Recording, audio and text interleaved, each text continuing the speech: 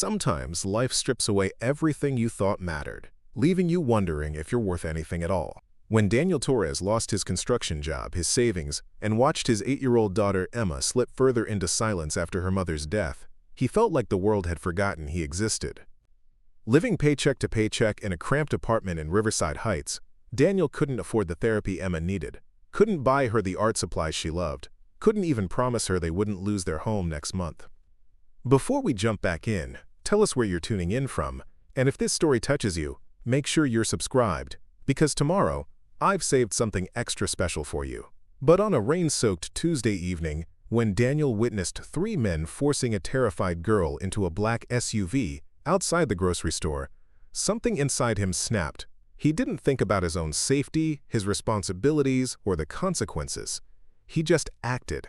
What he didn't know was that the frightened 13-year-old he was about to risk everything to save was Sofia Castellanos, daughter of tech billionaire Ricardo Castellanos, and that his split-second decision to help a stranger would change both their lives forever. This isn't just a story about a heroic rescue.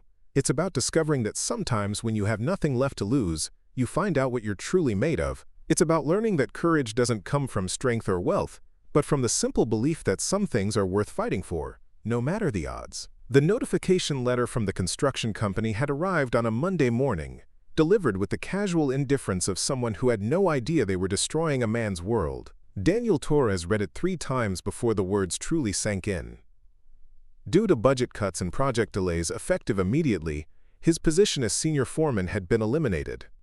22 years of swinging hammers, reading blueprints, and building dreams for other families, and it all came down to a form letter that thanked him for his service and wished him well in his future endeavors.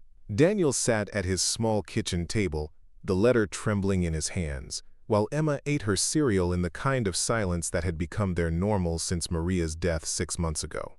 His daughter had always been quiet, artistic, the kind of child who preferred drawing to talking, but since losing her mother to cancer, Emma had retreated so far into herself that sometimes Daniel wondered if he was losing her too. The apartment around them told the story of their declining circumstances.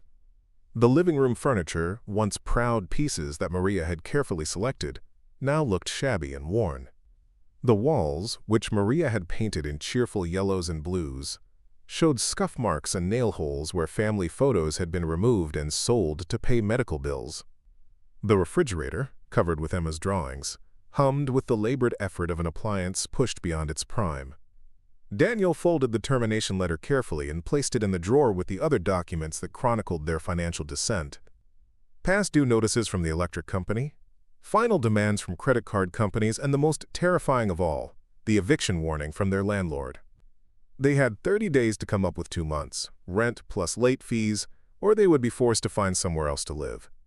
In Riverside Heights, with Daniel's damaged credit and lack of employment, finding anywhere else meant homeless shelters or moving back in with his mother in Phoenix, leaving behind the only home Emma had ever known.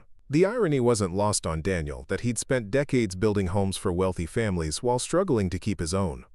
He'd watched mansions rise from empty lots, had supervised the installation of marble countertops that cost more than he made in a year, had built playrooms for children whose parents could afford anything they desired. Now he couldn't even afford to keep his own daughter in art supplies.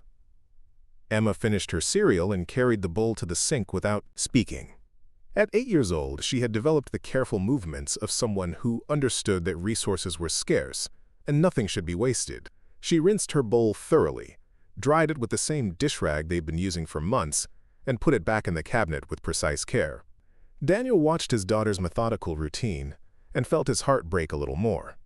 Emma had always been mature for her age, but since Maria's death, she'd taken on responsibilities that no child should bear. She made her own breakfast most mornings, packed her own lunch when there was enough food in the house, and never asked for anything that might strain their already impossible budget. The worst part was the drawing. Emma had inherited Maria's artistic talent, and before the illness, their refrigerator had been covered with colorful pictures of princesses, dragons, and elaborate fantasy worlds. Now Emma's drawings were sparse and muted, created with pencils that were worn down to stubs and crayons that had been broken and taped back together so many times they barely held color. Daniel had tried to maintain some normalcy for Emma's sake.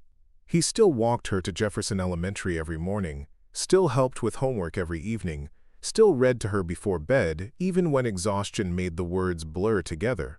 But he could see the questions in her eyes, the growing awareness that their world was shrinking around them. Other children in her class went on field trips that required permission slips and fees Emma's father couldn't afford.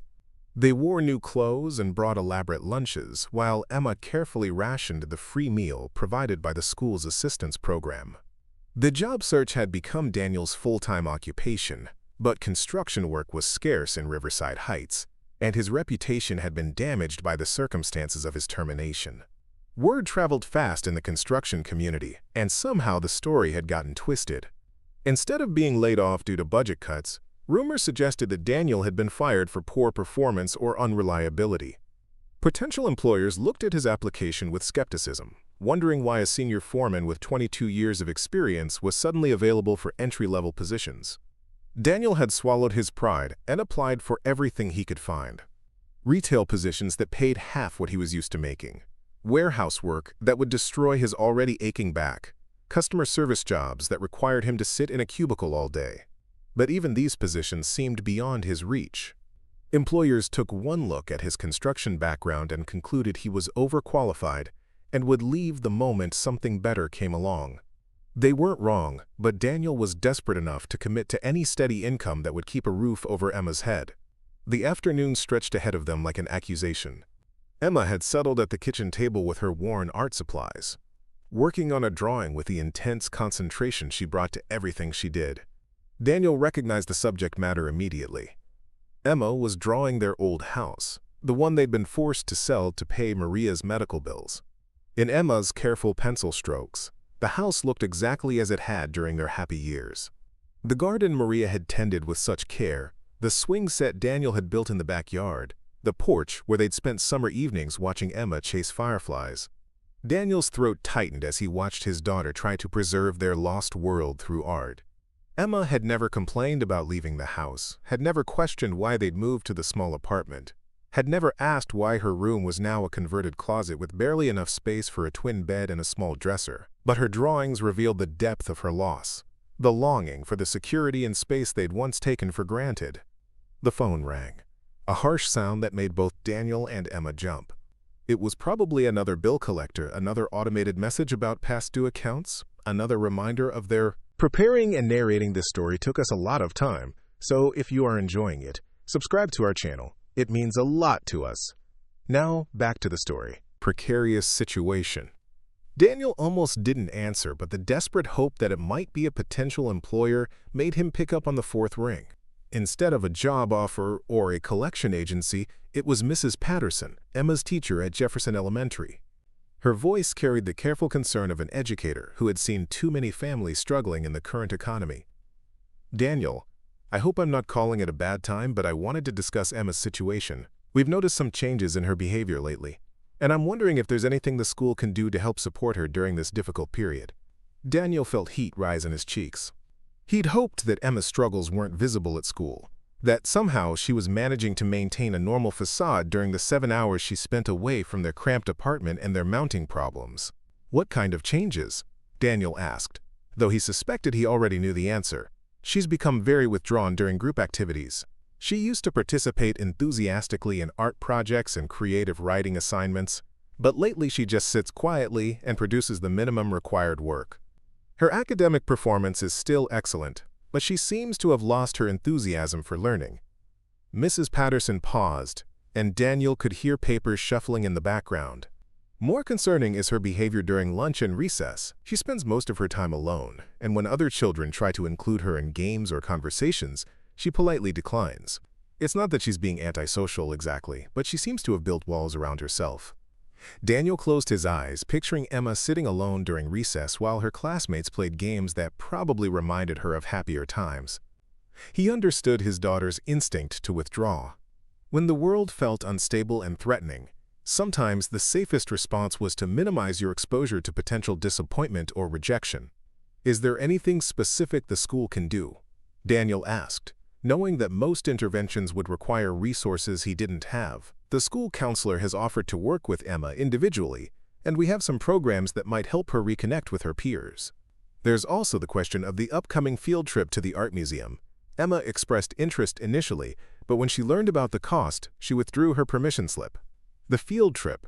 Daniel had forgotten about it entirely, though Emma had mentioned it weeks ago with the kind of careful neutrality she used when discussing things she wanted but knew they couldn't afford. The permission slip was probably still in her backpack, filled out in her careful handwriting, but never submitted because she understood their financial limitations better than any 8-year-old should. Mrs. Patterson continued. The Parent-Teacher Association has a fund for students who need assistance with field trip costs, but it requires a formal application. I'd be happy to help you with the paperwork if you're interested. Daniel felt the familiar burn of shame that accompanied most offers of help these days. He appreciated Mrs. Patterson's kindness, but the idea of filling out forms that documented his inability to afford a simple field trip for his daughter felt like another small defeat in a series of increasingly larger failures. I'll think about it, Daniel said, knowing that he probably wouldn't follow through. Emma had learned to expect disappointment, and in some ways, that felt safer than building up her hopes only to have them crushed by bureaucracy or insufficient funding.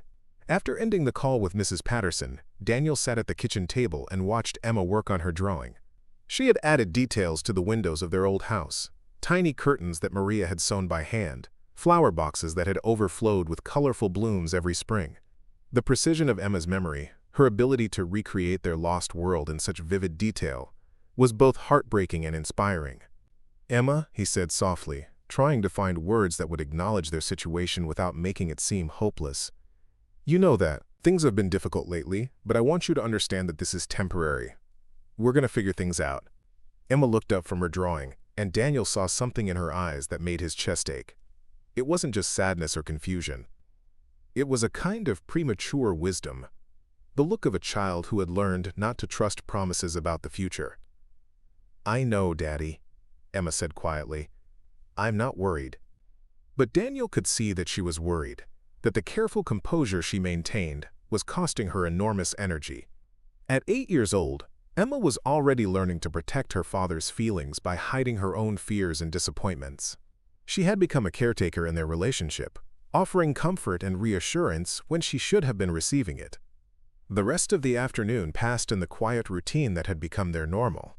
Emma worked on her homework with the same methodical attention she brought to everything else, while Daniel reviewed job listings online and submitted applications that would probably disappear into digital void.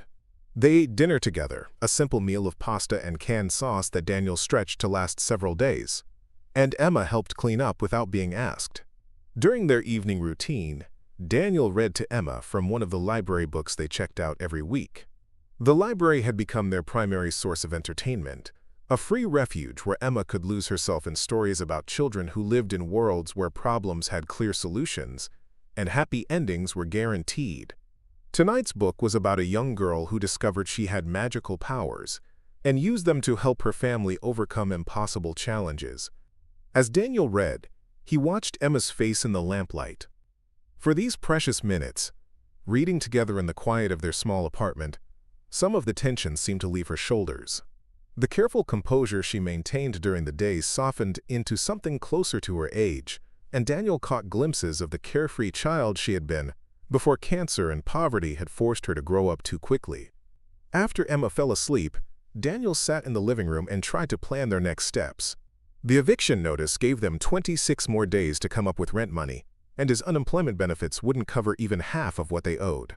He had already sold everything of value, had already borrowed from the few friends who were in a position to help, had already explored every assistance program available in Riverside Heights. The most realistic option was probably accepting his mother's offer to move to Phoenix. She had a small house with an extra bedroom, and she'd made it clear that Daniel and Emma were welcome to stay as long as necessary. But Phoenix meant leaving behind Emma's school, her teacher who cared enough to call with concerns, the familiar neighborhood where she had some sense of stability. It meant admitting that Daniel had failed to provide for his daughter in the city where she was born, where Maria was buried, where all their memories lived. Daniel looked around their small apartment, trying to see it through Emma's eyes. Despite their financial struggles, he had tried to make it feel like home.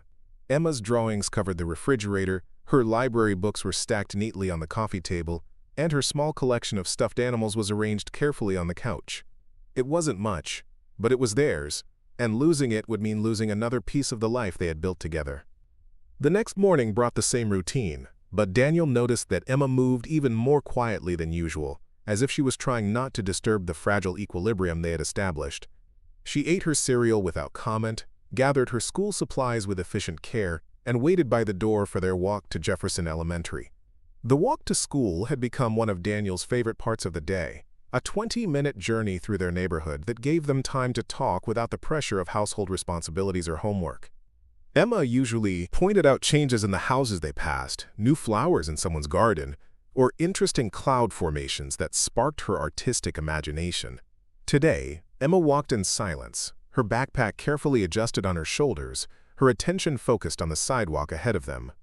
Daniel tried to engage her in conversation about her plans for the day, about the art project Mrs. Patterson had mentioned, about the book they were reading together. But Emma's responses were polite and brief, the kind of answers designed to end conversation rather than encourage it. As they approached the school, Daniel saw other families arriving for the day, parents driving expensive SUVs, children carrying elaborate lunchboxes, and wearing clothes that had obviously been purchased new rather than inherited or found at thrift stores. He watched a mother hand her daughter a $20 bill for some school activity, watched another child excitedly discuss plans for a birthday party that would probably cost more than Daniel's monthly food budget. Emma observed these interactions with the same careful attention she brought to everything else, but Daniel could see her making mental notes about the differences between their situation and that of her classmates. She wasn't jealous exactly, but she was learning lessons about economic inequality that no 8-year-old should have to understand. At the school entrance, Emma turned to hug Daniel goodbye, a ritual they had maintained even as so much else in their lives had changed. For just a moment, her careful composure slipped, and she held on a little longer than usual. "Have a good day, sweetheart," Daniel said, trying to infuse his voice with confidence he didn't feel. "I'll see you this afternoon." Emma nodded and walked toward the school building, her small figure disappearing into the crowd of children beginning their day. Daniel watched until she was safely inside, then turned to begin his own day of job searching and worry. The morning interviews were discouraging in familiar ways. The first was for a retail position at a home improvement store, work that Daniel was obviously qualified to do but that paid barely above minimum wage.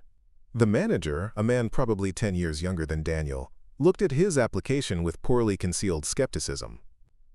"You've been a foreman for 20 years, and now you want to work the floor helping customers pick out screws and paint?" The manager's tone suggested that Daniel was either lying about his experience or had some hidden problem that explained his current desperation. Daniel tried to explain his situation honestly. "The construction industry has been slow, and I need steady income while I look for something more in line with my experience.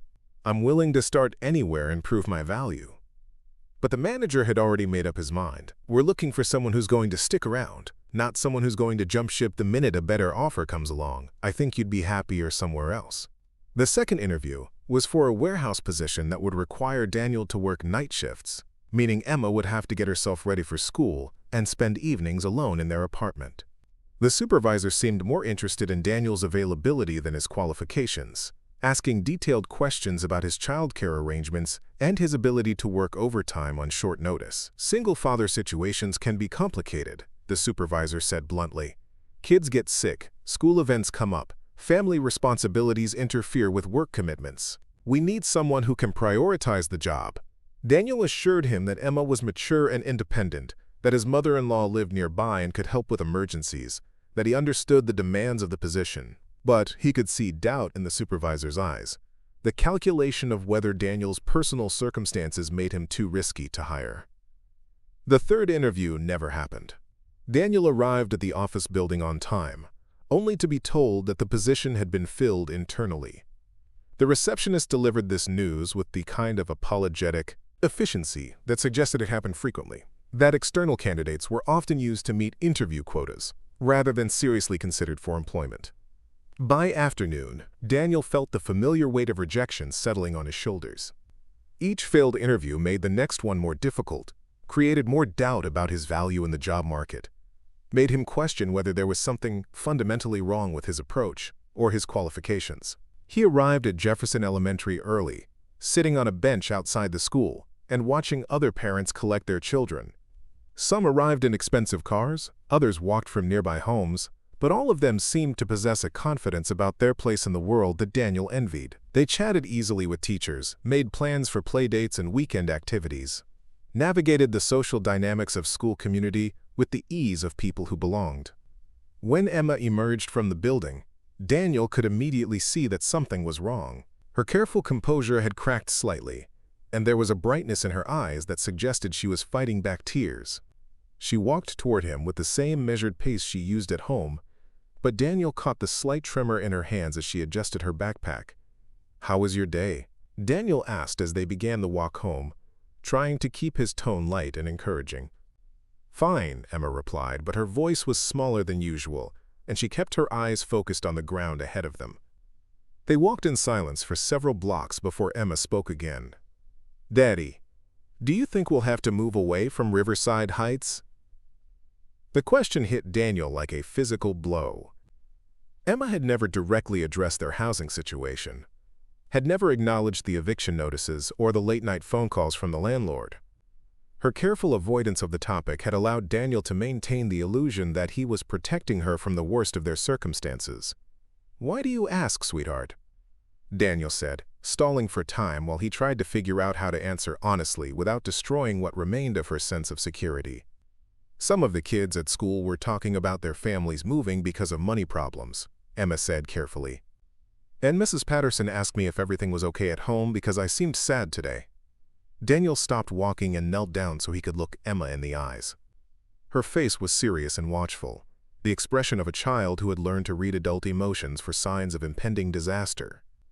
"Emma, things have been difficult lately, but I want you to know that no matter what happens, we're going to be okay. We might have to make some changes, but we'll face them together." Emma nodded, but Daniel could see that his reassurance hadn't erased her worry. At 8 years old, she had already learned that adult promises about the future weren't always reliable, that circumstances could change suddenly and dramatically without warning. "Are we going to move to Grandma's house in Phoenix?" Emma asked quietly. "It's possible," Daniel admitted. "If we can't find a way to stay here, moving to Phoenix might be our best option. But that doesn't mean it's permanent. It just means we need some time to get back on our feet." Emma considered this information with the same careful attention she brought to her schoolwork. "Would I have to change schools?" "Probably," Daniel said, hating himself for adding another uncertainty to his daughter's already unstable world. Emma nodded again, and Daniel could see her processing the implications of another major change, another loss of familiar people and places. She had already lost her mother, their house, and much of the security that had defined her early childhood. Now she was facing the possibility of losing her school, her teacher, her sense of belonging in the only community she had ever known. They finished the walk home in quiet contemplation, both of them absorbing the reality that their current situation was probably unsustainable. That evening, as Daniel helped Emma with homework and prepared their simple dinner, he found himself paying attention to details he might soon lose. The way afternoon sunlight slanted through their small kitchen window, the sound of Emma's pencil scratching against paper as she worked on math problems, the comfortable rhythm of their evening routine. After dinner, Emma retreated to her drawing supplies with the same methodical focus she brought to everything else. Tonight, instead of drawing their old house, she was working on something new. Daniel caught glimpses of her work as he cleaned the kitchen, and gradually realized that she was drawing their current apartment, not as it actually looked with its cramped spaces and worn furniture, but as it might look if they had the resources to make it truly comfortable. In Emma's drawing, their small living room was filled with colorful furniture and decorative touches. The kitchen had been expanded and brightened, with cheerful curtains and a table large enough for art projects and homework. Emma's bedroom, currently barely larger than a closet, had been transformed into a space with built-in bookshelves, a proper desk, and walls covered with her own artwork. Daniel watched his daughter create an idealized version of their home and felt his heart break a little more.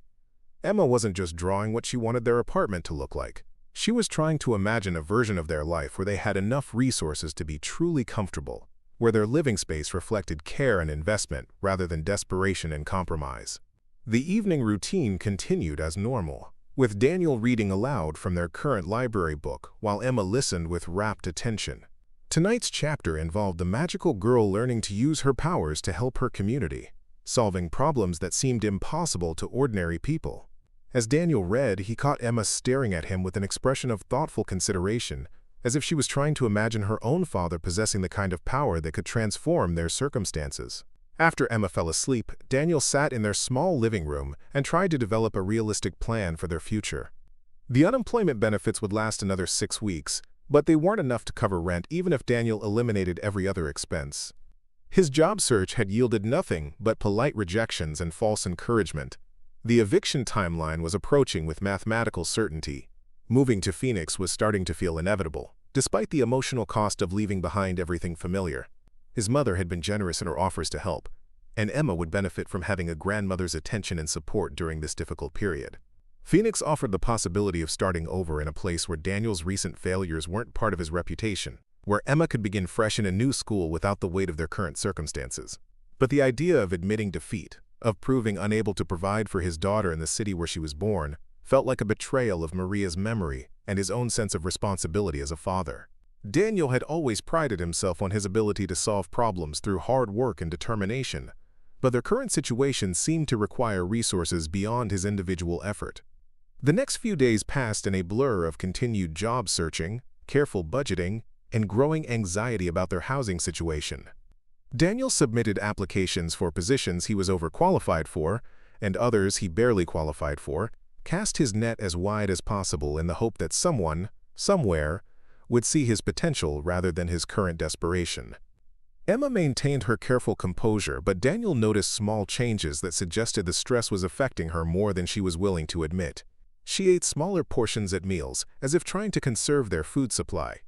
She spent longer periods working on homework, double and triple checking assignments that would have required minimal effort just a few months earlier. She asked fewer questions about Daniel's job search, as if she had learned that the topic caused him stress and wanted to protect him from additional worry. The role reversal troubled Daniel deeply. At 8 years old, Emma was already learning to manage her own needs and emotions in order to support an adult who should have been providing that support for her. She was developing survival skills that spoke to resilience, but also to premature exposure to adult responsibilities and concerns. On Thursday evening, Daniel made a decision that felt both necessary and heartbreaking. He called his mother in Phoenix and accepted her offer to move in temporarily. The conversation was difficult, filled with admissions of failure that Daniel had hoped to avoid, but his mother received the news with characteristic grace and immediately began making plans to accommodate them. Daniel didn't tell Emma about the decision immediately, wanting to have more details about timing and logistics before presenting her with another major change. But that evening, as he watched Emma work on her art project, he realized that she was probably already preparing herself mentally for the possibility of leaving Riverside Heights. Friday afternoon brought what felt like the final confirmation of their circumstances. Daniel had an interview for a construction supervisor position with a company that claimed to be expanding their operations in Riverside Heights. The job paid well, offered benefits, and would have allowed them to keep their apartment and maintain Emma's enrollment at Jefferson Elementary. The interview seemed to go well. The hiring manager was impressed with Daniel's experience, asked detailed questions about his approach to managing construction crews, and discussed the company's plans for upcoming projects. Daniel allowed himself to hope that maybe, finally, their luck was about to change. But the phone call came that evening, just as Daniel was helping Emma prepare for bed. The hiring manager's voice carried the kind of false regret that Daniel had learned to recognize immediately. "Daniel, I want to thank you for taking the time to interview with us today. Your qualifications are impressive, and we were genuinely interested in your candidacy. Unfortunately, we've decided to go with someone who has more recent supervisory experience in our specific type of commercial construction." The explanation was carefully worded to sound reasonable, but Daniel understood the subtext. They had chosen someone who didn't carry the stigma of unemployment, someone whose references could be verified more easily, someone who seemed like a safer bet in an uncertain economy. After ending the call, Daniel sat in their small living room and felt the weight of accumulated disappointment settle around him like a heavy blanket. Each rejection made the next one more likely, created a psychological momentum that was difficult to overcome. Employers could sense desperation, could detect the kind of need that made candidates seem risky rather than eager. Emma appeared in the doorway, dressed in her pajamas and carrying the book they had been reading together.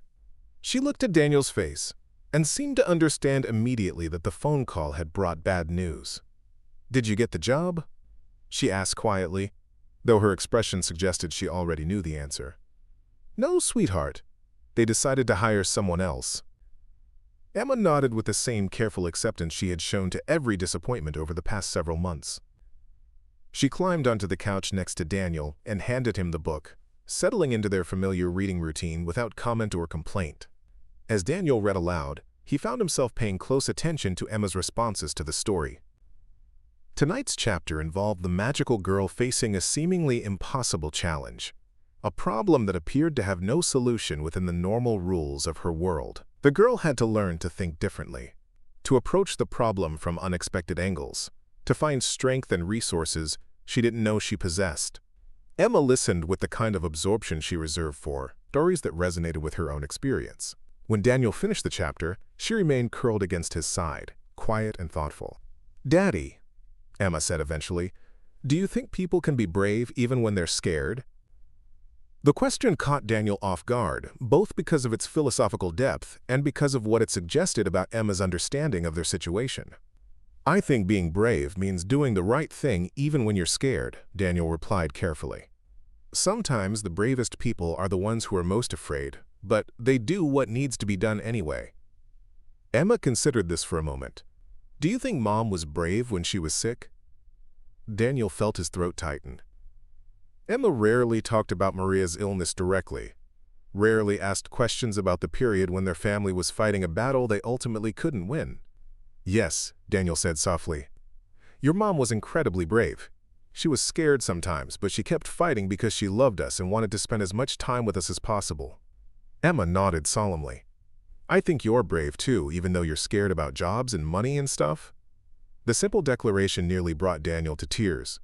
His 8-year-old daughter, facing her own fears and uncertainties, was offering him comfort and encouragement. She had recognized his struggle and was trying to provide the kind of support she should have been receiving rather than giving. "Thank you, sweetheart," Daniel managed to say. "You're pretty brave yourself." They finished their evening routine quietly, both of them processing the conversation and its implications. As Daniel tucked Emma into bed, she looked up at him with serious eyes. "Whatever happens, we'll be okay, right?" she asked, unconsciously echoing the reassurance Daniel had been trying to provide for months. "Yes," Daniel said, meaning it more than he had in weeks. "We'll be okay, because we have each other." Saturday morning brought a change in their usual routine. Instead of spending the day on job applications and household tasks, Daniel decided they needed a break from their circumstances. A few hours to remember what they enjoyed about each other's company without the pressure of their current problems.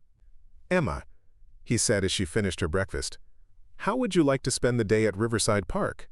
We could have a picnic and visit the art installations you like." Emma's face lit up with genuine pleasure for the first time in weeks. Her careful composure gave way to something closer to the enthusiasm she had shown before their world became so complicated. "Really?" she asked, as if afraid that accepting the offer might cause it to disappear. "Really," Daniel confirmed. "We deserve a day off from worrying about grown-up problems." They prepared a simple lunch from what they had in the apartment, packed Emma's art supplies, and set off for the park. Riverside Park was one of the few free attractions in their area, a large green space that featured walking trails, playgrounds, and a rotating collection of outdoor art installations that Emma found endlessly fascinating.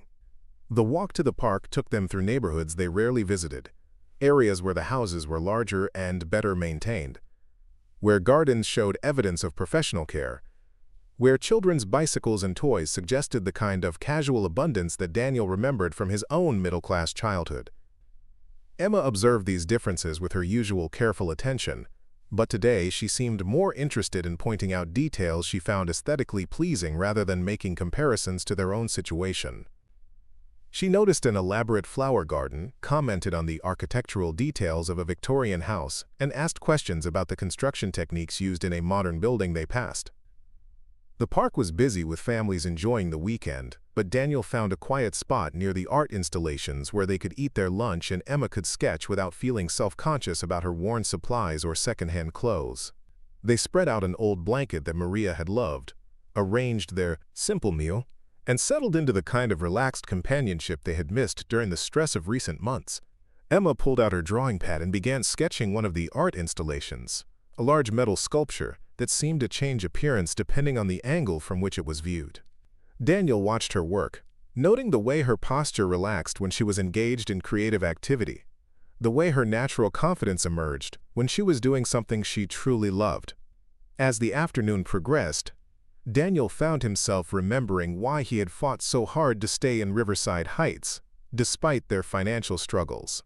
This was Emma's world, the place where she had learned to appreciate art and nature, where she felt connected to her mother's memory, where she had developed her sense of identity and possibility.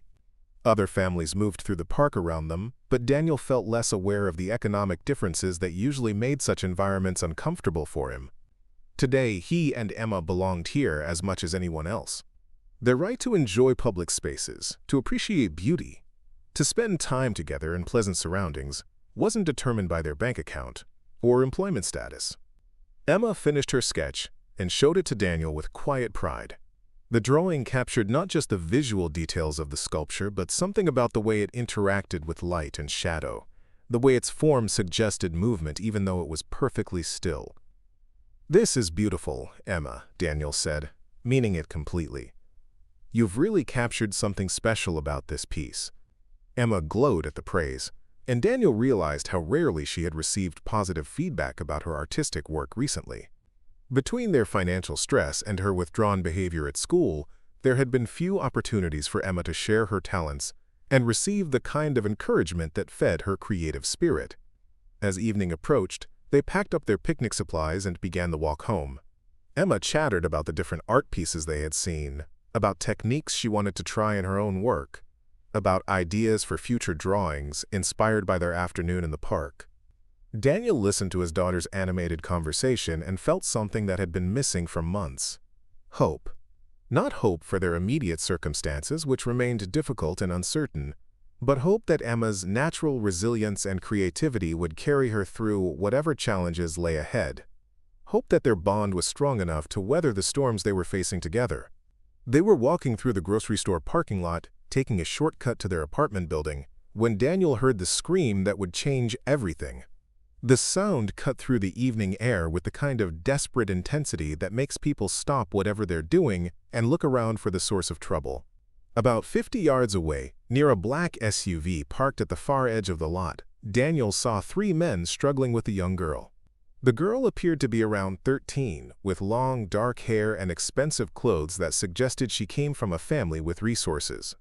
She was fighting hard against her attackers, screaming for help, trying to break free from their grasp. 2 of the men were trying to force her into the SUV while the third kept watch, scanning the parking lot for witnesses or interference. Daniel's construction-trained eyes immediately assessed the situation with the kind of quick analysis that had kept him safe on dangerous job sites for 2 decades. The men were professionals, not random opportunists. Their movements were coordinated, their positioning strategic, and their vehicle was positioned for a quick escape. Emma had frozen beside him, her hand instinctively reaching for his arm as she processed what they were witnessing. The girl's screams echoed across the parking lot, but most of the other shoppers seemed either oblivious to the commotion or unwilling to get involved in what might be a dangerous situation. Daniel's first instinct was to protect Emma, to move away from the potential violence and call the police from a safe distance. He had already lost so much, had already failed his daughter in so many ways, that the idea of putting himself in physical danger seemed irresponsible and selfish. Emma needed him alive and unharmed, not playing hero in a situation that was beyond his control. But the girl's terrified face, visible even from their distance, reminded Daniel of Emma at that age, of the vulnerability that all children carried, of the absolute trust they placed in adults to keep them safe from the predators who would exploit their innocence. The girl's expensive clothes suggested she came from privilege, but in this moment she was just a child in mortal danger, fighting against adults who intended to harm her. "Emma," Daniel said quietly, his voice steady despite the adrenaline flooding his system.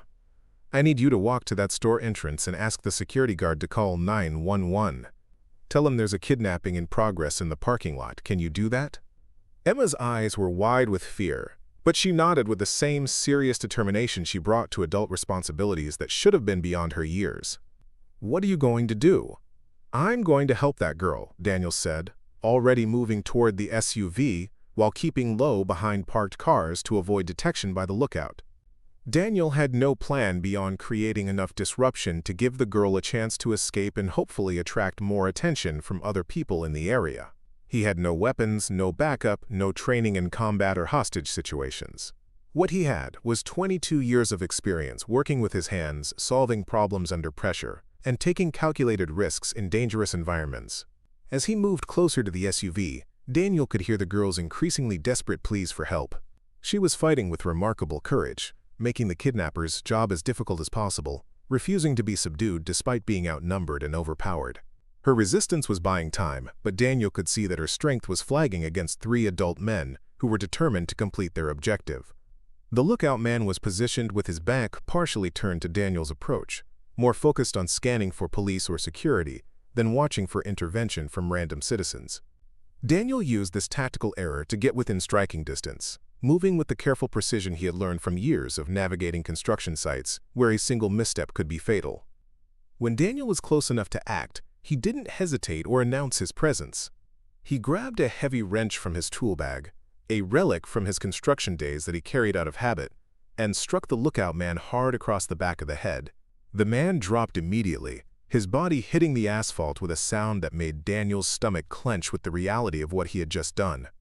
The other 2 men turned toward the commotion, momentarily loosening their grip on the girl in their surprise at the unexpected intervention.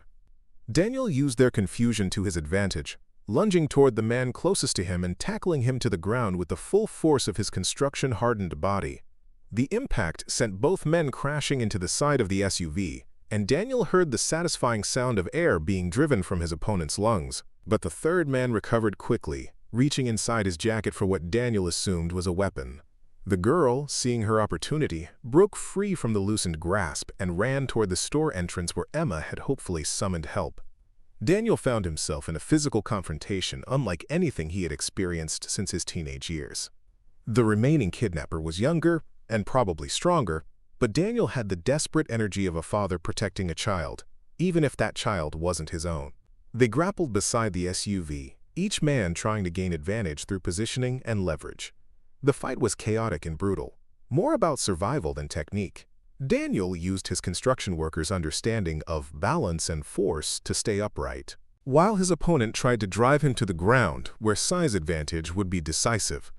They crashed into parked cars, rolled across the asphalt, and exchanged blows that would leave both men bruised and bloodied.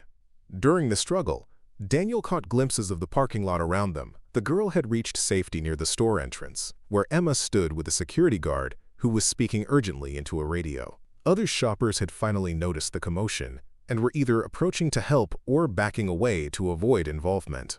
The man Daniel had initially struck was beginning to stir, and Daniel realized that he was about to face 2 opponents instead of 1. His construction experience had taught him that when a situation became untenable, the smart move was strategic retreat rather than heroic persistence.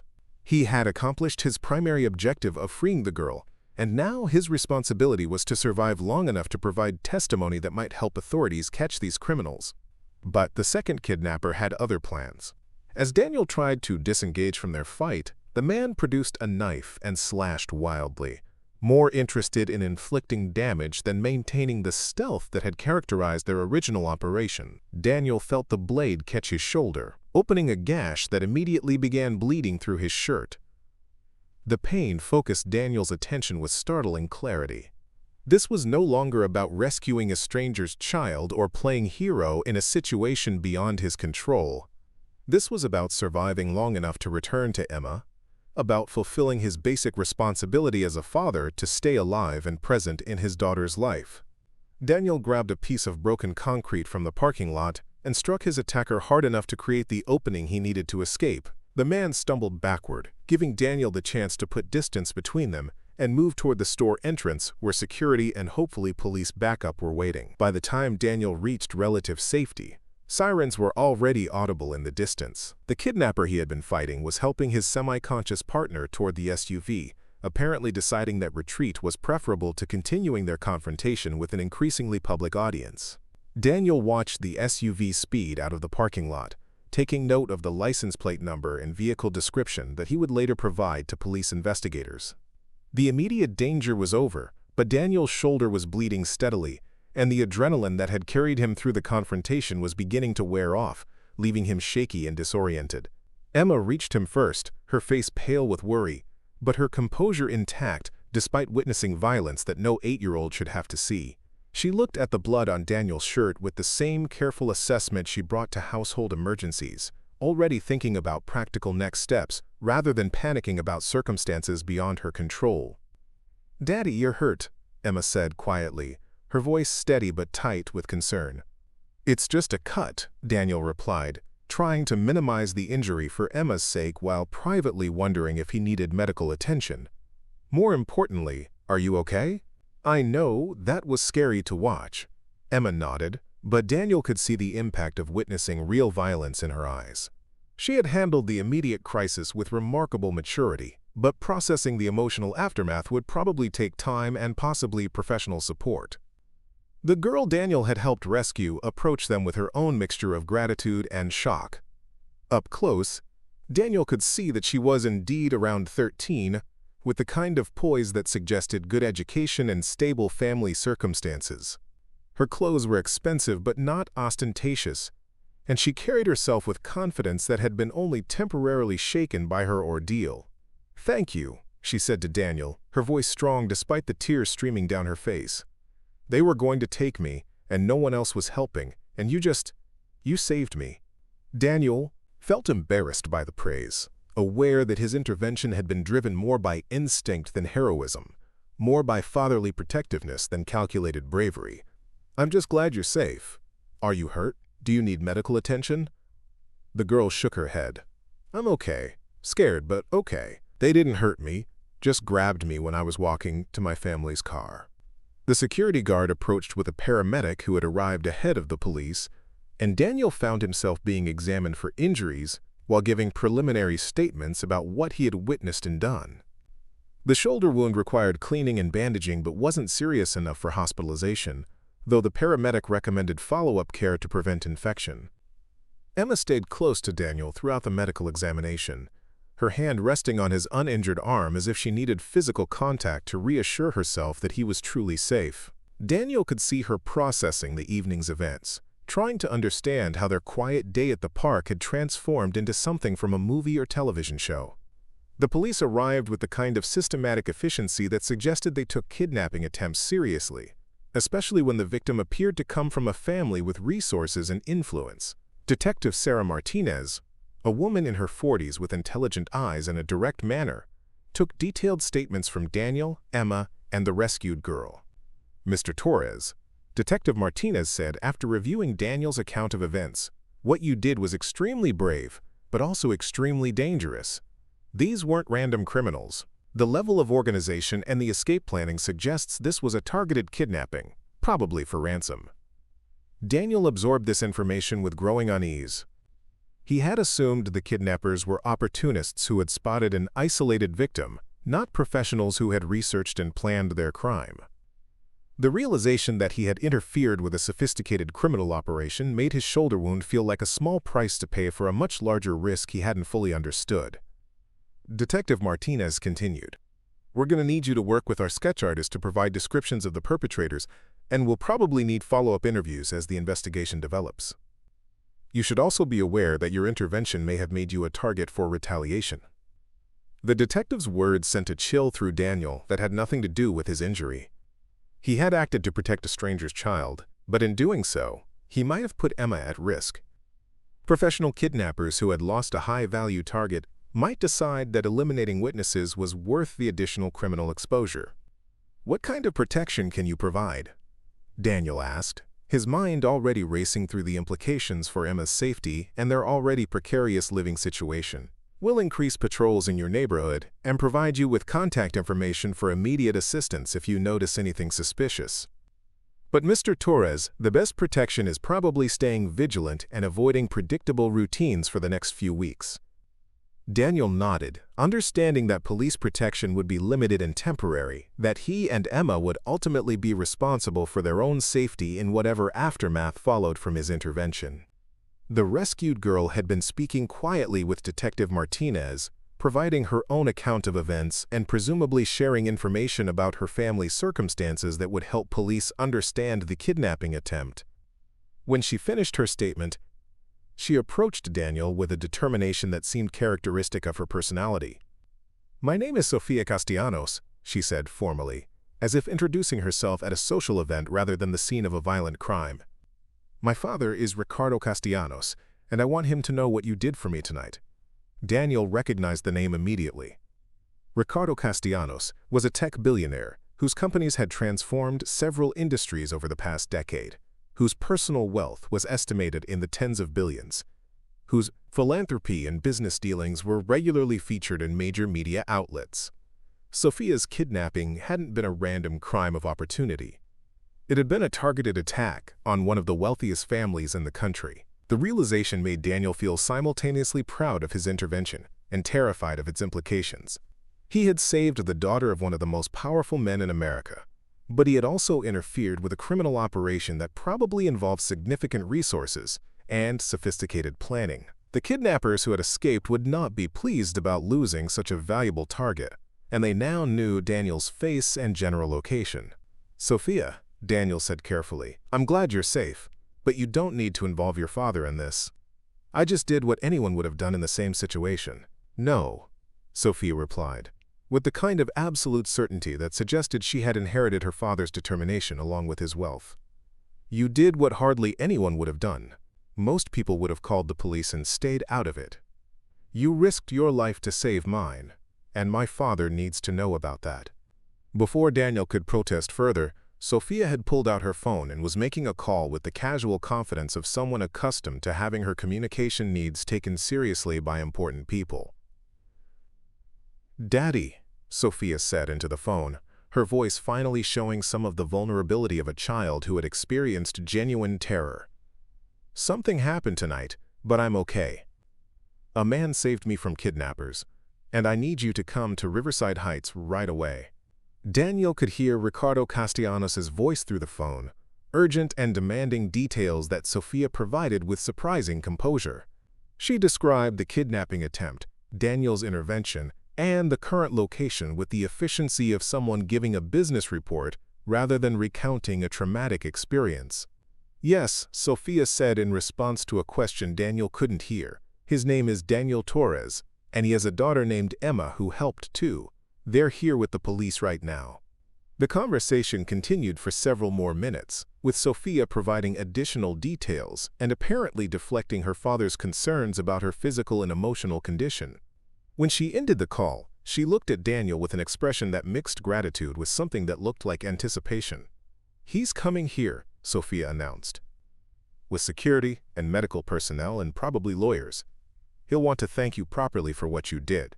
Daniel felt a mixture of anticipation and anxiety about meeting Ricardo Castellanos under these circumstances. He appreciated the opportunity to ensure that Sofia reached her family safely, but he was also acutely aware of his own appearance and circumstances. His clothes were torn and bloodied from the fight, his shoulder was bandaged but still throbbing, and Emma looked exhausted from an evening that had extended far beyond their simple park outing. Moreover, Daniel couldn't shake the feeling that getting involved with a billionaire's family affairs, even as a rescuer, might complicate his life in ways he wasn't prepared to handle. He and Emma were already dealing with housing insecurity, unemployment, and social isolation. Adding the attention that came with high-profile criminal cases seemed like more than their fragile stability could absorb. But Sofia's determination brooked no argument, and within 30 minutes of her phone call, the grocery store parking lot had been transformed into something resembling a crime scene from a major motion picture. Black SUVs arrived with security personnel who immediately began coordinating with police to secure the area. Medical personnel examined Sofia with the kind of thorough attention usually reserved for hospital emergency rooms. And through it all, Sofia maintained her composure while insisting that Daniel and Emma remain present until her father arrived. Emma watched the proceedings with fascination rather than fear, her artistic sensibilities engaged by the coordinated activity of so many professionals working toward a common goal. She asked Daniel quiet questions about the different roles people were playing, about the equipment they were using, about the procedures they were following. "It's like watching a movie being made," Emma observed, her natural curiosity overriding any lingering anxiety about the evening's violence. Daniel found Emma's perspective both reassuring and concerning. On one hand, her ability to process extraordinary events with intellectual interest suggested resilience that would serve her well in future challenges. On the other hand, her casual acceptance of violence and high-stakes drama worried him about what kind of world he was inadvertently introducing her to. When Ricardo Castellanos finally arrived, Daniel immediately understood why the man had achieved such remarkable success in business and philanthropy. Even under circumstances of crisis and relief, Castellanos carried himself with the kind of natural authority that made other people instinctively defer to his judgment and follow his lead. He was younger than Daniel had expected, probably in his early 50s, with the lean build of someone who maintained his physical condition despite a demanding schedule. His clothes were casual but obviously expensive, and he moved with the efficient purposefulness of someone accustomed to solving problems quickly and decisively. Castellanos went immediately to Sofia, embracing her with the kind of relief that only parents could understand, while conducting a rapid visual assessment to confirm that she was truly unharmed. Daniel watched the interaction and recognized the same protective instincts that he felt toward Emma, the same desperate need to verify his child's safety after experiencing a threat to her well-being. After satisfying himself that Sofia was physically and emotionally stable, Castellanos turned his attention to Daniel with an intensity that was both flattering and intimidating. Up close, Daniel could see intelligence in the man's eyes, but also something harder, a calculating assessment that suggested Castellanos was accustomed to evaluating people quickly and accurately. "Mr. Torres," Castellanos said, extending his hand with formal courtesy. "I'm Ricardo Castellanos, and I understand that I owe you a debt that I can never adequately repay." Daniel shook the offered hand, noting the firm grip and direct eye contact that suggested Castellanos took this interaction as seriously as any business negotiation. "I'm just glad Sofia is safe. Any parent would have done the same thing." Sofia immediately contradicted him. "Daddy, that's not true. Other people saw what was happening, but they didn't help. Mr. Torres risked his life to save me, and he got hurt doing it." Castellanos looked at Daniel's bandaged shoulder with the kind of focused attention that suggested he was reassessing the significance of Daniel's intervention. "Most people would have called the police and stayed out of physical confrontation. You chose to put yourself in harm's way to protect my daughter." "I have a daughter of my own," Daniel said simply. "I know what Sofia means to you." Castellanos glanced at Emma, who had been watching the adult conversation with her usual careful attention, and Daniel saw something shift in the billionaire's expression. The formal gratitude was replaced by something more personal, a recognition of the parental bond that transcended economic and social differences. "What's your name?" Castellanos asked Emma directly, kneeling slightly so they could speak at eye level. "Emma Torres," Emma replied with the polite composure she used when meeting adults. "I'm 8 years old." "Emma," Castellanos said seriously, "your father is a hero. Not many people would risk their safety to help a stranger, but your dad saved my daughter's life tonight." Emma nodded solemnly. "My dad is very brave. He takes care of me even when things are hard." Daniel felt heat rise in his cheeks at Emma's unconscious revelation of their circumstances, but Castellanos' expression showed interest rather than pity. The billionaire's success in business probably came partly from his ability to read between the lines of what people said, to understand underlying situations without requiring explicit explanation. Detective Martinez approached their group with information that added new urgency to the evening's events. "Mr. Castellanos, we've identified the vehicle used in the kidnapping attempt. It was reported stolen 3 days ago from a rental car lot, which suggests this was planned well in advance." Castellanos absorbed this information with the kind of focused attention that had probably made him successful in industries where rapid analysis of complex situations was essential for survival and growth. "What about the perpetrators?" Castellanos asked. "Do we have descriptions that might lead to identification?" Mr. Torres provided excellent descriptions, and we're working with forensic artists to create composites. But I need to warn you that professional kidnapping operations often include contingency plans for witness elimination. The detective's words made Daniel's blood run cold. He had acted on instinct to protect Sofia, but he hadn't considered that his intervention might make him and Emma targets for retaliation. Professional criminals who had lost a high-value victim might decide that eliminating witnesses was worth the additional risk. "What kind of protection can you provide for Mr. Torres and his daughter?" Castellanos asked, his tone suggesting that he understood the implications better than Daniel had initially realized. "Standard police protection is limited," Detective Martinez replied honestly. "Increased patrols, emergency contact protocols, basic security recommendations. But if these are international criminals with significant resources, local law enforcement may not be adequate." Castellanos was quiet for a moment, and Daniel could almost see him calculating options and resources with the same systematic approach he probably brought to business decisions. When he spoke again, his voice carried the authority of someone accustomed to solving complex problems through careful planning and resource allocation. "Mr. Torres, I'd like to offer you and Emma protection through my private security company. Professional-grade safety measures until the police investigation is complete and the perpetrators are in custody." Daniel felt overwhelmed by the offer. Private security for a construction worker and his 8-year-old daughter seemed like something from a different world, a level of protection usually reserved for celebrities and government officials rather than ordinary citizens who had stumbled into extraordinary circumstances. "Mr. Castellanos, that's incredibly generous, but I don't think we need that level of protection. I'm sure the police patrol increases will be sufficient." Sofia interrupted before her father could respond. "Mr. Torres, these people tried to kidnap me in broad daylight in a public parking lot. They're not going to be stopped by police driving through your neighborhood a few extra times." The 13-year-old's blunt assessment of their security situation carried the same practical intelligence that had probably helped her resist the kidnapping attempt effectively. Despite her youth, Sofia understood the realities of wealth and crime in ways that Daniel's middle-class background hadn't prepared him to consider. Castellanos nodded approvingly at his daughter's analysis.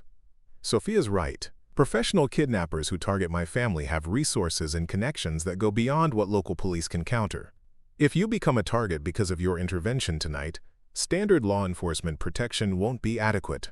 Daniel looked at Emma, who was listening to the adult conversation with the same careful attention she brought to everything else. His daughter's safety had to be his primary concern, regardless of his personal discomfort with accepting help from people whose wealth and influence seemed almost abstract in their magnitude. "What would private protection involve?" Daniel asked, trying to understand the practical implications of Castellanos' offer. "A security team assigned to monitor your home and Emma's school." Castellanos explained. "Transportation protection when you need to travel for job interviews or other necessities. Communication equipment that provides immediate contact with emergency response teams. Temporary relocation if the threat level becomes too high for your current housing situation." The mention of temporary relocation reminded Daniel that their current housing situation was already untenable due to financial rather than security concerns. The eviction notice gave them less than 3 weeks to find alternative arrangements, and the job market showed no signs of improving enough to solve their income problem. Daniel realized that Castellanos' offer might address multiple problems simultaneously, but accepting help on such a scale felt like acknowledging defeat in ways that were difficult for his pride to absorb. He had always prided himself on solving his own problems, on providing for Emma through his own efforts, on maintaining independence even when circumstances were challenging. But Emma's safety had to take precedence over his personal discomfort with accepting charity, especially charity offered by someone whose family he had helped protect. If the kidnappers decided that eliminating witnesses was necessary for their security, Emma would become a target through no fault of her own. "Mr. Castellanos," Daniel said carefully, "I appreciate the offer, and I'm concerned enough about Emma's safety to accept temporary protection. But I want to be clear that I expect to pay you back for any expenses once I'm employed again." Castellanos smiled for the first time since arriving at the parking lot, and Daniel caught a glimpse of the personal warmth that probably complemented his business acumen in building successful relationships with partners and employees. "Mr. Torres, you saved my daughter's life. Any assistance I provide is a small down payment on a debt I can never fully repay. There will be no bills to pay back, no expenses to track, no obligations beyond accepting help gracefully." Sofia approached Daniel with the kind of serious expression that suggested she had something important to communicate. "Mr. Torres, I want you to know that my father always keeps his promises. If he says he'll protect you and Emma, you can trust that completely." The endorsement from a 13-year-old carried surprising weight, partly because Sofia had demonstrated remarkable maturity under pressure, but mostly because her relationship with her father obviously included the kind of trust that came from years of consistent follow-through on commitments. Emma stepped closer to Daniel and tugged gently on his uninjured arm. "Daddy," she said quietly, "I think we should say yes. These people seem nice, and they want to help us because you helped them." Daniel looked down at his daughter and saw her natural wisdom shining through the careful composure she had maintained throughout the evening's extraordinary events. Emma understood that accepting help didn't diminish their worth or independence, that allowing others to assist them was sometimes the most responsible choice available. "Okay," Daniel said to Castellanos. "We accept your offer of protection, and we're grateful for your generosity." Castellanos immediately began making phone calls to implement security arrangements with the same systematic efficiency he probably brought to managing billion-dollar business operations.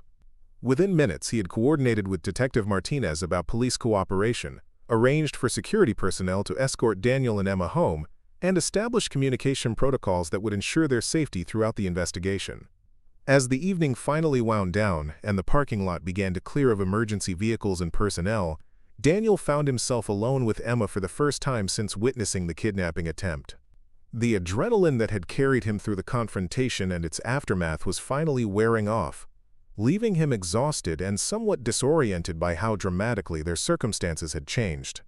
Emma walked beside him toward the car that Castellanos' security team had provided for their transportation home, her small hand holding his with the kind of trust that made Daniel feel simultaneously proud and terrified of the responsibility he carried as her only parent.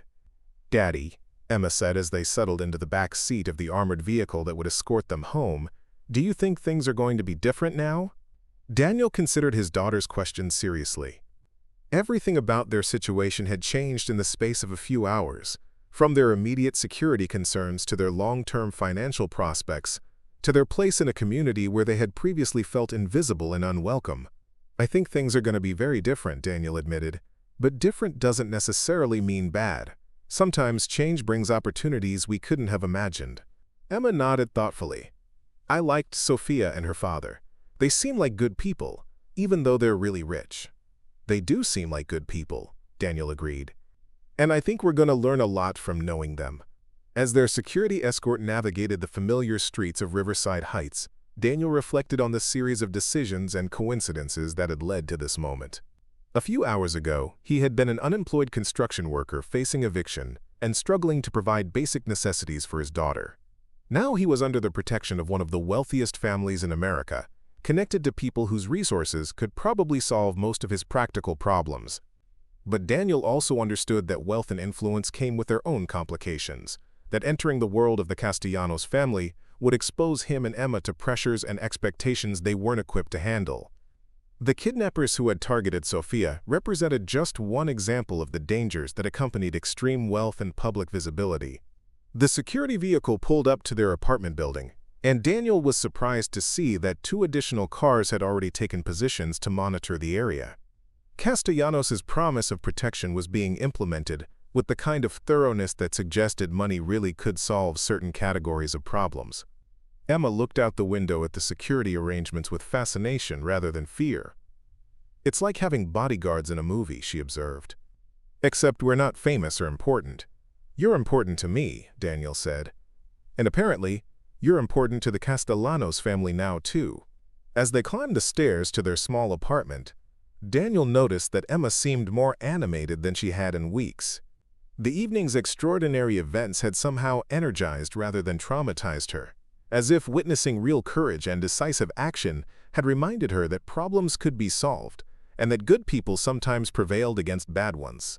Their apartment felt smaller and more cramped than usual, after spending time with people whose resources seemed unlimited, but it also felt safer knowing that professional security personnel were monitoring their building and neighborhood. Daniel realized that for the first time in months, he wasn't worried about immediate threats to Emma's well-being. As they settled into their evening routine, Emma seemed eager to process the day's events through conversation, rather than retreating into the careful silence that had characterized her behavior recently. "Daddy," Emma said, as Daniel helped her prepare for bed, "do you think Sofia's father will really help us with other things too, Not just protection? What kind of other things? Daniel asked, though he suspected Emma was thinking about their housing and financial problems. Things like finding you a job, or helping us get a better apartment, or maybe buying me new art supplies, Emma said with the kind of hopeful specificity that suggested she had been thinking about possibilities rather than just immediate security concerns. Daniel felt the familiar tension between hope and caution that had characterized his approach to most opportunities recently. Castellanos had demonstrated genuine gratitude and apparently unlimited resources, but Daniel was wary of expecting too much from someone he had just met, even under extraordinary circumstances. "I think Mr. Castellanos is a good person who wants to help us," Daniel said carefully. "But we shouldn't expect him to solve all our problems. We still need to take care of ourselves and make our own decisions about the future." Emma nodded seriously, but Daniel could see that her imagination had already begun working on possibilities that extended far beyond their current circumstances. For the first time in months, Emma was thinking about the future with anticipation rather than anxiety, and that shift in perspective felt like a victory regardless of what practical help they ultimately received. As Daniel tucked Emma into bed and began their familiar reading routine, he found himself thinking about the lessons his daughter had learned from witnessing his intervention in the parking lot. Emma had seen that sometimes adults did the right thing even when it was dangerous, that protecting others was worth personal risk, that courage was a choice rather than an inborn trait. But more importantly, Emma had learned that their family's current struggles didn't define their worth or limit their potential impact on other people's lives. Despite their poverty and insecurity, they had been able to make a difference in the life of someone who seemed to have everything money could provide. The book they were reading seemed almost mundane compared to the real-life adventure they had just experienced, but Emma listened with her usual absorption as Daniel read about fictional heroes facing imaginary challenges. The parallels between literature and their actual experience weren't lost on either of them, and Daniel found himself thinking about the stories they would tell about this day in years to come. After Emma fell asleep, Daniel sat in their small living room and tried to process the magnitude of changes that had occurred in a single evening. The immediate security threats were real and serious, but they were also being addressed by professionals with resources he could never have afforded on his own. More intriguingly, his connection to the Castellanos family offered possibilities that extended far beyond personal protection. Ricardo Castellanos controlled business operations that employed thousands of people, managed philanthropic efforts that supported education and community development, and maintained relationships with other successful individuals who might have opportunities for someone with Daniel's skills and experience. But Daniel also understood that such opportunities came with expectations and obligations that might be difficult to fulfill. The world of extreme wealth operated according to rules and customs that Daniel didn't understand, and making mistakes in that environment could have consequences that extended far beyond his own circumstances. His phone buzzed with a text message from an unknown number, and Daniel felt a moment of anxiety before reading the content. The message was from Sofia, sent through the secure communication system that Castellanos' security team had established. "Mr. Torres," the message read, "I wanted to thank you again for what you did tonight. I also wanted to let you know that my father never forgets when someone helps our family. Tomorrow is going to bring some surprises that I think you and Emma will like." Daniel stared at the message, trying to interpret its implications without building expectations that might lead to disappointment. Castellanos had already provided more assistance than Daniel had imagined possible, and the idea of additional surprises felt almost overwhelming in its generosity. But he also recognized that Sofia's message reflected the same forward-thinking approach that had characterized her father's response to the evening's events. The Castellanos family didn't just react to situations. They planned for outcomes and opportunities that extended beyond immediate circumstances. As Daniel prepared for bed in their small apartment, now protected by security measures that cost more per day than he used to earn in a week, he found himself cautiously optimistic about the future for the first time since losing his job. The kidnapping attempt had been terrifying and dangerous, but it had also connected him to people whose resources and influence could potentially transform Emma's opportunities and his own prospects. Tomorrow would bring new challenges and probably new complications, but it would also bring the first full day of their new reality as people under the protection and patronage of one of America's wealthiest families. Daniel fell asleep, wondering what surprises Sofia had hinted at, and whether he and Emma were prepared for the changes that such surprises might bring to their carefully managed but increasingly fragile existence. The sound of helicopters woke Daniel from the deepest sleep he'd experienced in months. For a moment he lay in bed disoriented, wondering if he was dreaming about the previous evening's events, or if the rhythmic thrum of rotor blades was actually echoing across Riverside Heights at 7 in the morning. Emma appeared in his doorway, fully dressed and wide-eyed, with excitement rather than fear. "Daddy, there are helicopters outside, and people with cameras, and I think there's a news van parked across the street." Daniel pulled on clothes quickly and joined Emma at their small living room window. The scene outside their apartment building looked like something from a major news event. 3 helicopters circled overhead, multiple television news trucks lined the street, and a crowd of reporters and camera operators had gathered behind police barriers that hadn't been there the night before. More striking than the media presence was the collection of luxury vehicles that had arrived during the night. Sleek black cars with tinted windows were positioned strategically around the building, and Daniel could see security personnel in dark suits maintaining discreet but obvious surveillance of the area. The secure phone that Castellanos' team had provided buzzed with an incoming call. The caller ID showed Ricardo Castellanos' name, and Daniel answered immediately, wondering if the media circus outside represented some complication he hadn't anticipated. "Good morning, Daniel." Castellanos' voice came through clearly despite the background noise that suggested he was also dealing with unusual activity. "I hope the media attention outside your building isn't too disruptive. Word about last night's incident has reached the press faster than we expected." Daniel looked out the window again, noting that some of the reporters seemed to be broadcasting live segments while gesturing toward his apartment building. The idea that his intervention in the kidnapping attempt had become newsworthy felt surreal and somewhat uncomfortable.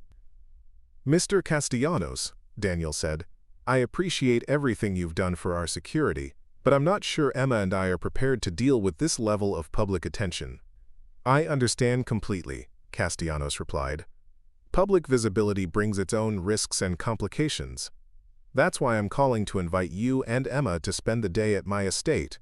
We can discuss the media situation and some other opportunities I'd like to present to you." The invitation was phrased politely, but Daniel detected the same underlying authority that had characterized all of Castellanos' communications. This wasn't just a social suggestion. It was a practical solution to their current circumstances, and probably a necessary step in whatever plans Castellanos was developing. Emma was listening to Daniel's side of the conversation with obvious interest, and when he looked at her questioningly, she nodded with the kind of enthusiasm she hadn't shown for any activity in recent months. "We'd be honored to visit your home," Daniel said, understanding that accepting the invitation represented another step deeper into a world he didn't fully understand but couldn't afford to reject. "Excellent," Castellanos replied.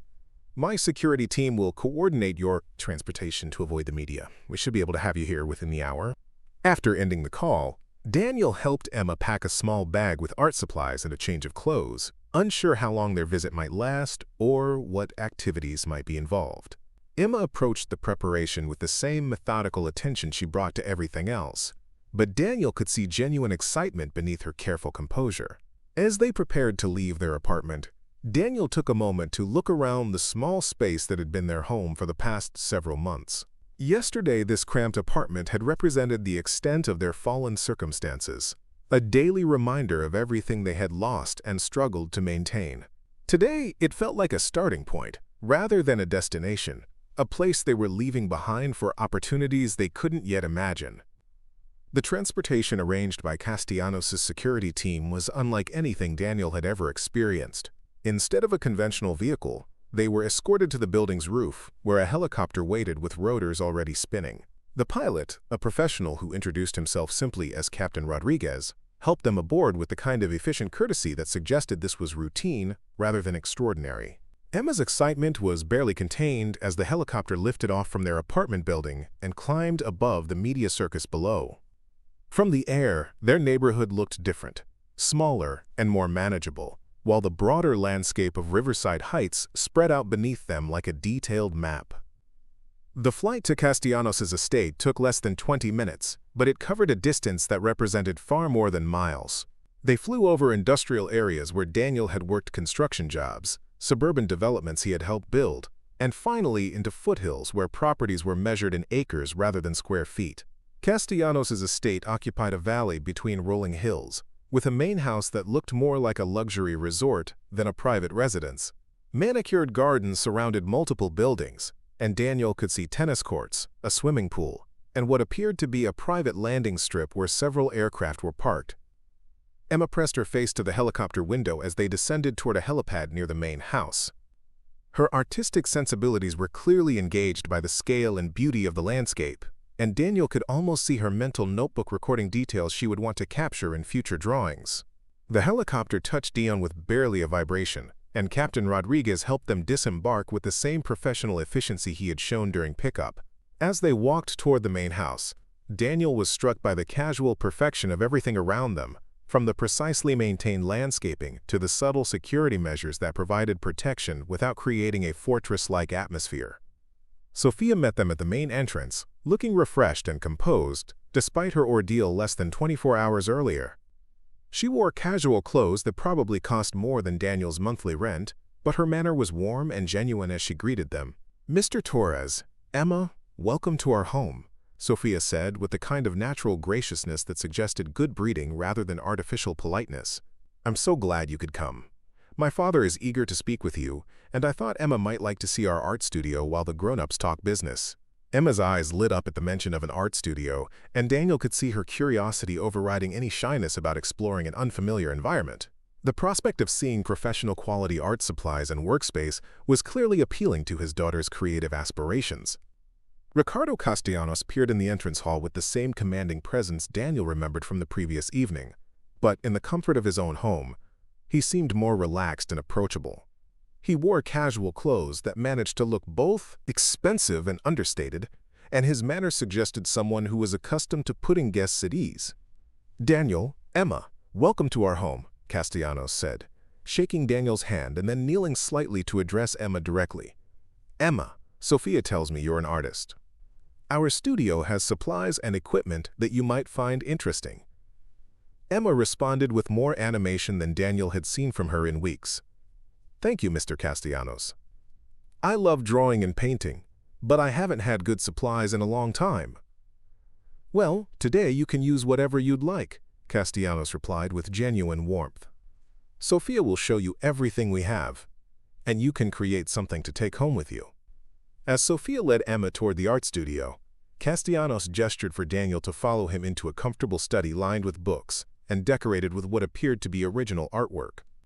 The room felt more personal than formal, suggesting it was a space where Castellanos actually worked, rather than just received visitors. "Daniel," Castellanos began once they were settled in leather chairs that probably cost more than most people's cars, "I want to discuss several things with you. First, the media attention surrounding last night's incident, and second, some opportunities I'd like to offer your family." Daniel listened carefully as Castellanos explained that news of the kidnapping attempt and rescue had reached national media outlets, partly because of the high-profile nature of the target, and partly because the story of an unemployed construction worker risking his life to save a billionaire's daughter resonated with journalists looking for compelling human interest angles. "The coverage has been universally positive," Castellanos continued, "but it's also attracted attention from law enforcement agencies investigating international kidnapping networks, and possibly from criminals who view you as a liability that needs to be eliminated." The reminder of ongoing danger made Daniel's chest tighten with anxiety about Emma's safety, but Castellanos quickly moved to address those concerns. "Which brings me to my first proposal," Castellanos said. "I'd like to offer you a position with my personal security company. The work would involve protecting my family and other high-value clients, but it would also provide you with professional training in threat assessment and personal protection." Daniel was surprised by the offer. His intervention in the parking lot had been driven by instinct rather than skill, and he had no formal training in security work or law enforcement. "Mr. Castellanos, I appreciate the offer, but I'm not sure I have the qualifications for that kind of work. I'm a construction foreman, not a security professional." Castellanos smiled with a kind of confidence that suggested he had already considered and dismissed Daniel's objections. "You demonstrated exactly the qualities we look for in security personnel. Quick thinking under pressure, willingness to put clients' safety above personal comfort, and most importantly, genuine courage when faced with real danger." The position would start with intensive training at a facility we operate in Colorado, Castellanos continued. 6 weeks of instruction in threat assessment, defensive tactics, firearms proficiency, and emergency response. Emma would be welcome to accompany you, and we've arranged for her to attend an excellent private school in the area during your training period. Daniel felt overwhelmed by the scope of what Castellanos was proposing.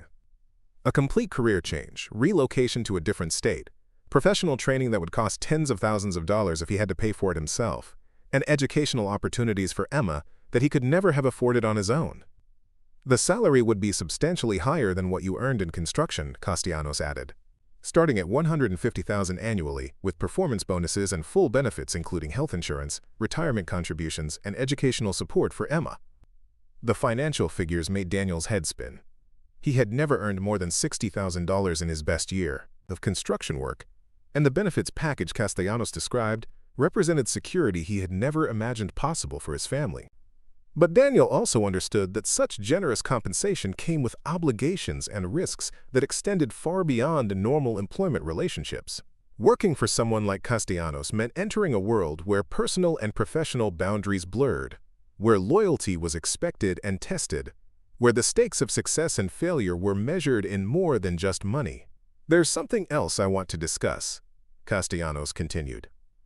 "The media attention from last night's incident has generated interest from several organizations that want to recognize your heroism publicly. The mayor of Riverside Heights wants to present you with a key to the city. The governor's office has inquired about a state commendation, and several national organizations have expressed interest in featuring your story." Daniel felt uncomfortable with the idea of public recognition for actions he considered normal parental instinct rather than exceptional heroism. More concerning was the additional attention such recognition would bring to his and Emma's circumstances, attention that could complicate their safety and privacy. "I'm honored by the recognition," Daniel said carefully, "but I'm not sure Emma and I are prepared for that level of public attention. We're private people who prefer to stay out of the spotlight."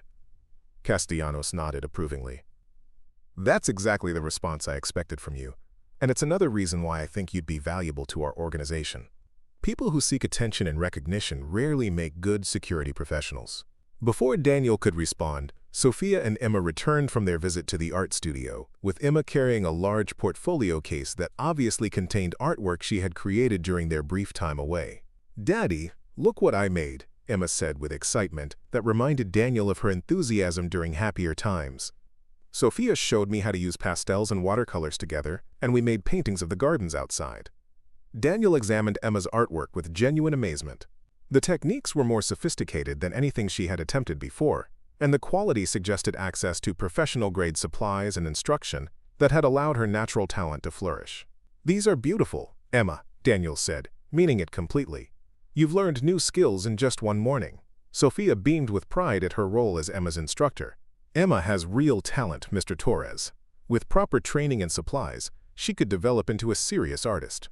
The comment made Daniel acutely aware of all the opportunities he had been unable to provide for Emma due to their financial limitations. Art lessons, quality supplies, exposure to different techniques and mediums, visits to museums and galleries where she could see professional work. All the enrichment activities that wealthy families took for granted had been beyond his reach. Castellanos watched Daniel process this realization, and his expression suggested understanding of the emotional complexity involved in accepting help that highlighted previous inadequacies. "Daniel," Castellanos said gently, "one of the benefits of working for our organization is access to educational resources for family members. Emma would be eligible for art instruction, music lessons, academic tutoring, whatever areas interest her and support her development." The offer was generous beyond anything Daniel had imagined possible, but it also represented a level of dependence on Castellanos' goodwill that made him uncomfortable. What if he proved unsuitable for security work? What if his performance disappointed expectations? What if circumstances changed and the generous benefits were withdrawn? "I need time to think about your offer," Daniel said. "It's incredibly generous, but it's also a major life change that would affect Emma's future as much as mine." "Of course," Castellanos replied. "Take all the time you need. In the meantime, I have something else to show you." Castellanos led Daniel and the girls outside to a terrace that overlooked the estate's central gardens. The view was spectacular, with carefully designed landscapes extending toward hills that provided natural privacy and security. But Daniel's attention was drawn to activity near the main entrance, where several vehicles were approaching the house. "Those are representatives from 3 different companies I own," Castellanos explained. "Construction firms, technology companies, and development projects that regularly need skilled supervisors and project managers." Daniel watched as professionally dressed men and women emerged from the vehicles and began setting up what appeared to be presentation materials on the terrace. "If you decide that security work isn't the right fit," Castellanos continued, "any of these companies would be eager to hire someone with your experience and demonstrated character. The salary ranges would be comparable to what I offered for security work, and the positions would allow you to remain in Riverside Heights if that's your preference." The realization that Castellanos had arranged multiple employment options simultaneously was both impressive and slightly overwhelming. Daniel had spent months unsuccessfully looking for any steady work, and now he was being presented with several career paths that offered financial security he had never achieved.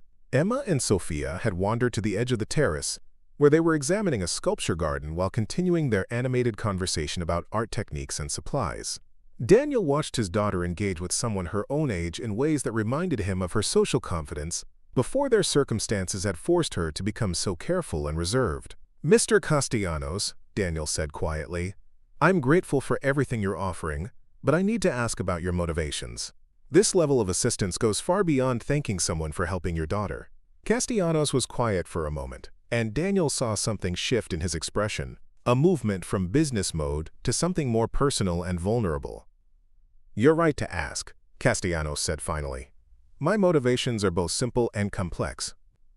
Simple, because you saved my daughter's life, and I believe in repaying debts of that magnitude. Complex, because of what your actions revealed about your character." Daniel waited for Castellanos to continue, sensing that the explanation would reveal something important about the billionaire's worldview and decision-making process. "Most people in my position are surrounded by individuals who want something from us," Castellanos explained. "Employees, business partners, social acquaintances, even family members sometimes. Everyone has an agenda, a request, an expectation based on our wealth and influence." Castellanos gestured toward where Sofia and Emma were examining art pieces together. "But you risked your life for my daughter without knowing who she was, without expecting anything in return, without calculating potential benefits for yourself. You acted from pure moral conviction, and that's extraordinarily rare in my experience." Daniel understood that Castellanos was offering him more than employment or financial assistance. He was offering entry into a circle of trust that probably included very few people, a relationship based on demonstrated character rather than mutual benefit or social obligation. The business representatives had finished setting up their presentations and were waiting discreetly for permission to begin their pitches. Daniel realized that regardless of which employment option he ultimately chose, this day represented a fundamental transformation in his and Emma's prospects. "Before we hear from these companies," Castellanos said, "I want to show you one more thing." Castellanos led Daniel to his private office, a room that clearly served as the operational center for managing his various business interests. Multiple monitors displayed financial data, news feeds, and communication systems that connected him to operations around the world. But what caught Daniel's attention was a large photograph on the wall, showing a much younger Ricardo Castellanos standing next to an older man in work clothes at what appeared to be a construction site. "That's my father," Castellanos said, noting Daniel's interest in the photograph. He was a construction foreman who immigrated from Mexico with nothing but determination to build a better life for his family. The revelation reframed everything Daniel thought he understood about Castellanos' motivations and perspective. The billionaire's interest in helping a struggling construction worker wasn't just about gratitude or character assessment. It was about honoring his own family's history and values. "Everything I've achieved started with my father's willingness to work hard and sacrifice for his children's future," Castellanos continued. "When I see you putting Emma's needs above your own comfort, when I watch you make difficult decisions to protect her opportunities, I see the same qualities that allowed my father to transform our family's circumstances." Daniel felt a deep emotional connection to Castellanos' story, recognizing the universal themes of parental sacrifice and determination that transcended economic and cultural differences. Every father wanted to provide better opportunities for his children, to ensure that the next generation faced fewer obstacles and enjoyed more possibilities. "Your father would be proud of what you've accomplished," Daniel said sincerely. "I think he would be," Castellanos replied. "And I think he'd approve of my decision to help you and Emma access the same kinds of opportunities he worked so hard to provide for me." They returned to the terrace where the business representatives were waiting to present employment options, but Daniel's perspective on the entire situation had shifted dramatically. These weren't charity offers from a guilty billionaire trying to assuage his conscience. They were investments from someone who understood the value of character and potential, who had built his fortune by recognizing talent and providing opportunities for growth. The presentations that followed were professional and compelling, each offering different paths toward financial stability and career advancement. The construction companies needed project managers for large-scale developments. The technology firms wanted experienced supervisors for facilities management and infrastructure projects. The development companies offered positions that would combine Daniel's construction background with business operations. Emma listened to the presentations with surprising attention, asking occasional questions that demonstrated her understanding of adult concerns about work and security. Daniel realized that his daughter had absorbed more about their financial struggles than he had wanted her to know, but she had also developed maturity and insight that would serve her well in navigating future challenges. After the business representatives finished their presentations and departed, Castellanos invited Daniel and Emma to join his family for lunch in a dining room that offered panoramic views of the estate's gardens and surrounding hills. The meal was served by household staff who treated Daniel and Emma with the same respectful attention they showed to Castellanos and Sofia, and the conversation ranged from Emma's artistic interests to Daniel's construction experience to Sofia's school activities. Daniel noticed that Sofia seemed particularly interested in Emma's perspectives on creativity and artistic expression, asking detailed questions about her favorite subjects to draw and her approaches to solving visual problems. The 13-year-old's attention to her younger guests' interests suggested genuine friendship rather than polite obligation. "Mr. Torres," Sofia said during dessert, "I hope Emma will be able to visit again soon. We have art supplies that aren't being used, and I think she could create amazing things with proper materials and instruction." Emma's face lit up with hope, but she looked to Daniel before responding, seeking permission that acknowledged their families changed but still uncertain circumstances. "I'd love to come back," Emma said carefully, "if Daddy thinks it's okay and if you really want me to." "Of course we want you to," Sofia replied immediately. "You're welcome here anytime." Castellanos smiled at the interaction between the girls, but Daniel could see him also assessing the dynamics and implications of their developing friendship. A billionaire's daughter forming a close relationship with the child of a man he was considering employing created both opportunities and responsibilities that would need to be managed carefully. After lunch, Castellanos walked Daniel through the estate's gardens while Emma and Sofia continued their exploration of the art studio and other facilities. The private conversation gave Daniel an opportunity to process everything he had learned and experienced during their visit. "I need to make a decision about your offers," Daniel said as they paused beside a fountain that probably cost more than his annual construction salary. "They're all generous beyond anything I expected, but I want to understand what you expect in return." Castellanos was quiet for a moment, watching water cascade through the fountain's elaborate design. "I expect loyalty, competence, and the same moral courage you demonstrated last night. Beyond that, I expect you to build the kind of life for Emma that allows her to develop her talents and pursue her dreams." The expectations seemed both reasonable and daunting, requiring Daniel to grow into roles and responsibilities he had never imagined for himself, but they also represented the kind of opportunity that could transform Emma's future in ways that justified whatever personal challenges he might face. "I'd like to accept the security position," Daniel said, surprising himself with the certainty in his voice. "The training program sounds comprehensive, and the work seems like something that would challenge me to develop new skills." Castellanos smiled with genuine satisfaction. "I was hoping you'd choose that option. The work suits your temperament, and we need people who understand that protecting others is more important than personal comfort or safety." They walked back toward the main house, discussing practical details about the training program, relocation logistics, and Emma's educational arrangements. The conversation felt simultaneously surreal and completely natural, as if Daniel had always known that his life would eventually lead to discussions about helicopter transportation and private security operations. Emma and Sofia were waiting in the main entrance hall, both of them carrying art supplies and looking pleased with their afternoon's creative collaboration. Emma showed Daniel several new pieces she had created, each demonstrating techniques and sophistication that reflected access to professional instruction and materials. "These are incredible, Emma," Daniel said, examining watercolor landscapes that captured the estate's beauty with remarkable skill for someone her age. "You've learned so much in just one day." "Sofia taught me about color mixing and perspective," Emma explained, "and she showed me how professional artists organize their supplies and plan their compositions."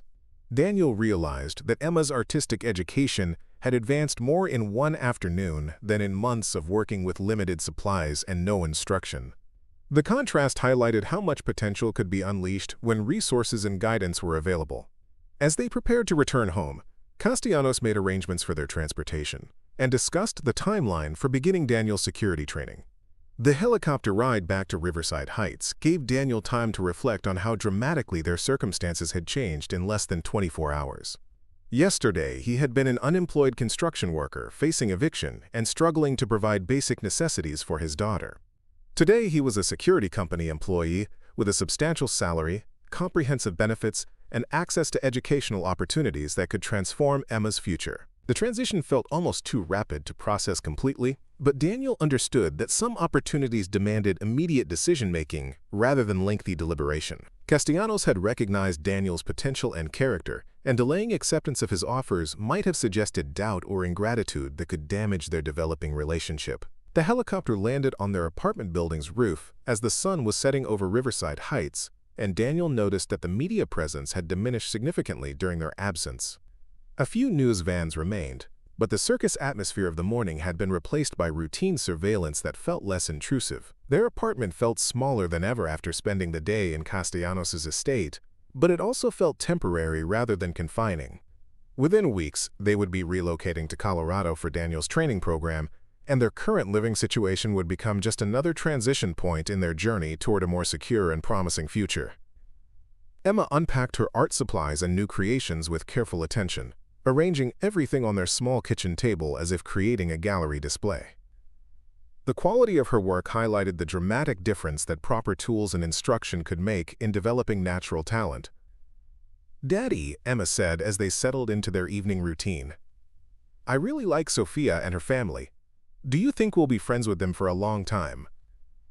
Daniel considered his daughter's questions seriously, understanding that she was really asking about the permanence and reliability of their changed circumstances. Emma had experienced enough loss and disappointment to be cautious about investing emotional energy in relationships that might disappear suddenly. "I think the Castellanos family will be part of our lives for as long as we continue to be the kind of people they want to know," Daniel replied. "Good relationships are built on mutual respect and shared values, and I believe we share those things with them." Emma nodded thoughtfully, and Daniel could see her processing the idea that their new opportunities came with responsibilities to maintain the character and behavior that had earned Castellanos' trust initially. As they prepared for bed, Daniel realized that this would probably be one of their last nights in the small apartment that had sheltered them during the most difficult period of their lives. Tomorrow would bring new challenges and preparations, but it would also bring the confidence that came from knowing their basic needs were secure and their future was filled with possibilities rather than limitations. The transformation felt almost miraculous in its speed and scope, but Daniel understood that the real work of building their new life was just beginning.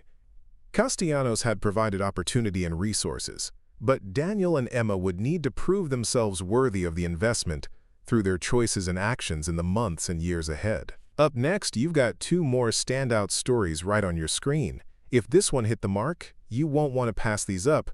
Just click and check them out.